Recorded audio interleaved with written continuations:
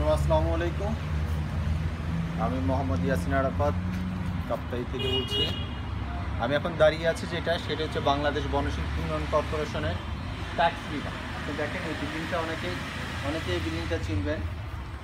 অনেকের বাবা মানে পিতারা এখানে চাকরি করতেন, মানে আমাদের শ্রদ্ধেয় আঙ্কেলরা। ওনারা কেউ এখনও বেঁচে আছেন, কেউ নাই, কেউ অবসরে চলে গেছেন অনেক আগে।